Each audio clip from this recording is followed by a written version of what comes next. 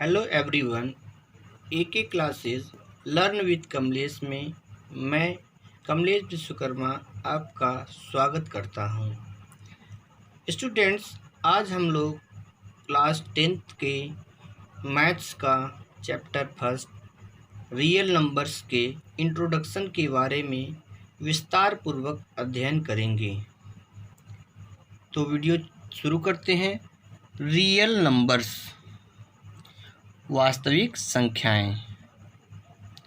The numbers which can be plotted on the number line are called real numbers.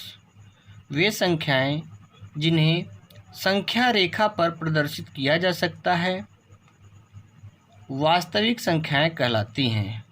It is denoted by capital R. इसे capital R से प्रदर्शित किया जाता है। Real numbers include all numbers such as. वास्तविक संख्याओं में सभी संख्याएं सम्मिलित होती हैं, जैसे natural numbers, whole numbers, rational numbers, irrational numbers, integers. तो फर्स्ट के बारे में हम पढ़ेंगे पहले नेचुरल नंबर्स। नेचुरल नंबर्स वे नंबर्स होते हैं जिन्हें हम लोग गिन सकते हैं, जैसे 1 2 3 4 डॉट डॉट डॉट इन्फिनिटिव। इसे कैपिटल N से प्रदर्शित किया जाता है। सेकंड है whole numbers.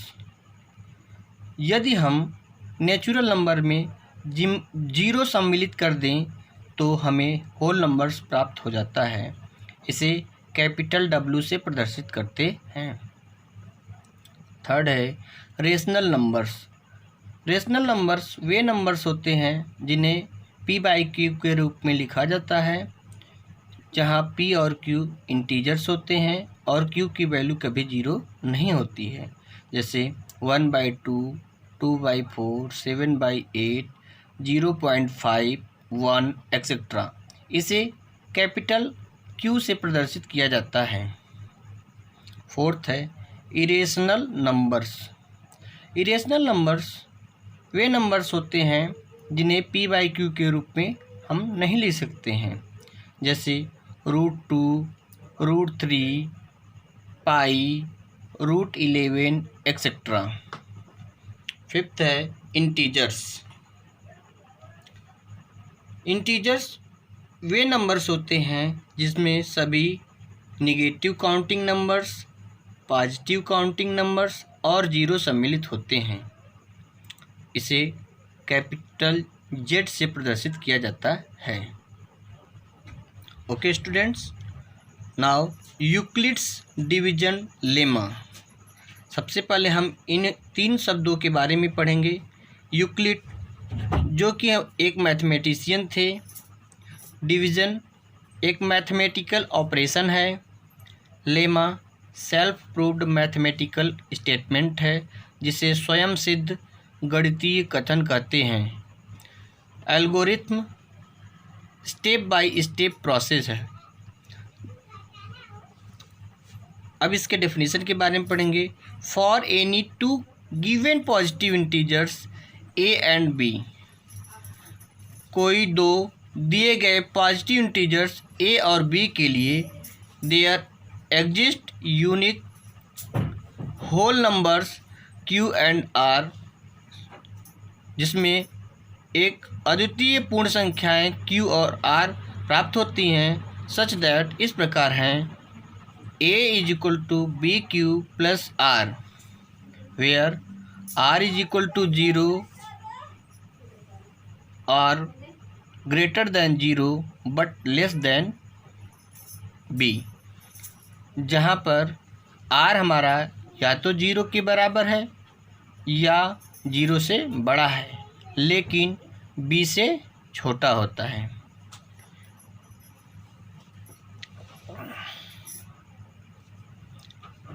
Here we call A as dividend।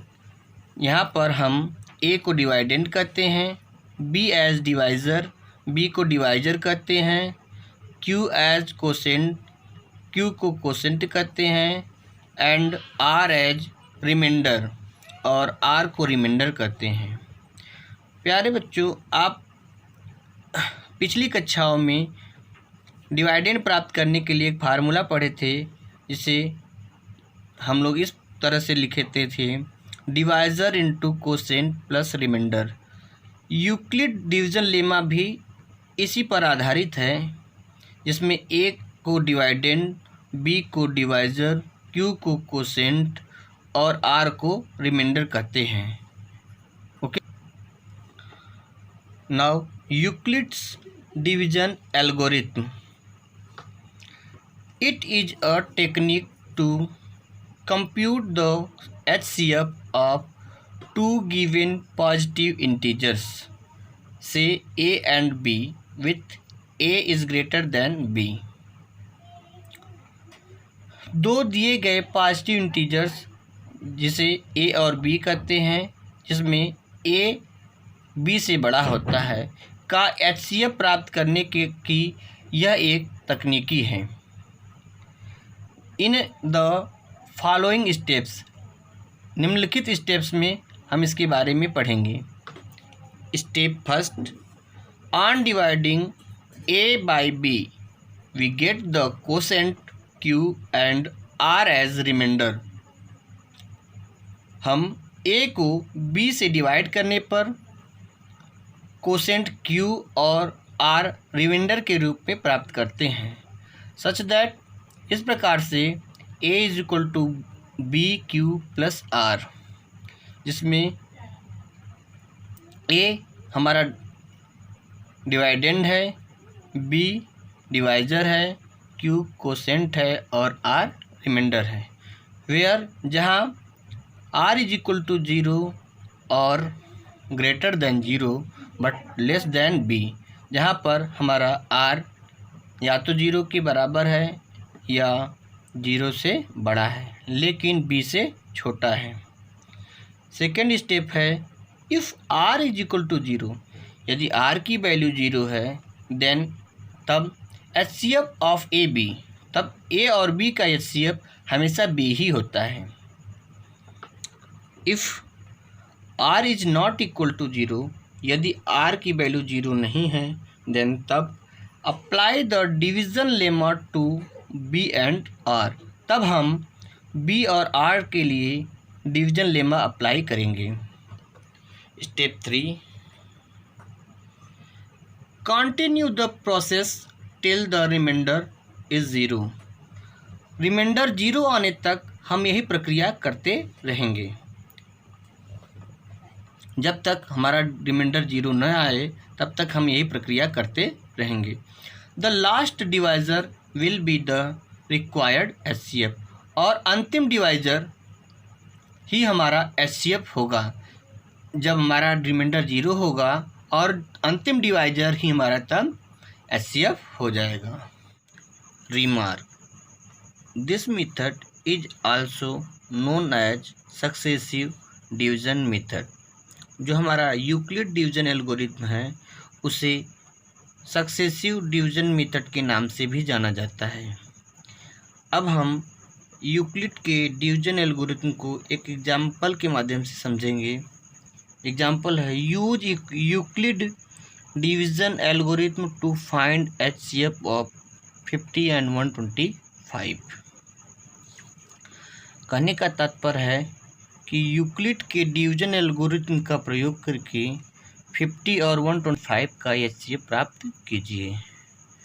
तो हम इसको सॉल्व करेंगे, तो लिखेंगे सिंस 125 ग्रेटर देन 50, 125 हमारा 50 से बड़ा है,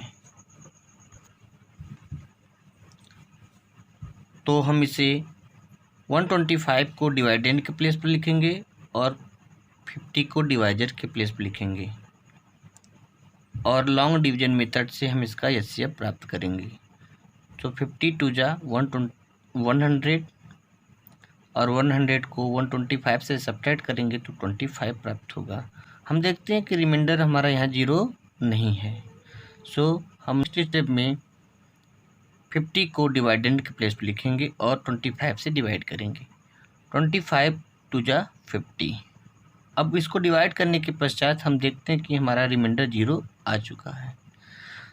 सो हम यूक्लिड के डिवीजन एल्गोरिथम का प्रयोग करते हुए 50 और 125 का एचसीएफ प्राप्त करेंगे और लिखेंगे by Euclid's division algorithm A is equal to BQ plus R, where R is equal to 0, R greater than 0 but less than 0, जिसमें हम 125 को A के प्लेस पर लिखेंगे, 50 को B के प्लेस पर लिखेंगे, कोसेंट 2 को Q के प्लेस पर लिखेंगे और रिमाइंडर 25 को R के प्लेस पर लिखेंगे। हम देखते हैं कि रिमाइंडर मेरा 0 नहीं है, तो हम इसके लिए नेक्स्ट स्टेप में जाएंगे और 50 को डिवाइडेंड के प्लेस पर लिखेंगे, 25 को डिवाइजर के प्लेस पर लिखेंगे। अब डिवाइजर का 2 टाइम्स मल्टीप्लाई करेंगे 25 टू जा 50 और हम देखेंगे कि हमारा 0 रिमाइंडर चुका है। यहीं हम अपने प्रोसीजर को स्टॉप करेंगे और लिखेंगे now the remainder is 0, so our procedure stops. अब हम देखते हैं कि हमारा रिमाइंडर 0 है, तो हम अपने प्रोसीजर को स्टॉप करेंगे। Hence HCF of 50 and 125 is equal to 25 और अतः 50 और 125 का एचसीएफ 25 होगा। चूँकि हम स्टेप 3 में ऑलरेडी पढ़ चुके हैं कि जो लास्ट डिवाइजर होता है वही हमारा एचसीएफ होता है, तो यहाँ हम देखते हैं कि 25 हमारा लास्ट डिवाइजर है, सो यही 25 हमारा एचसीएफ होगा। Thank you.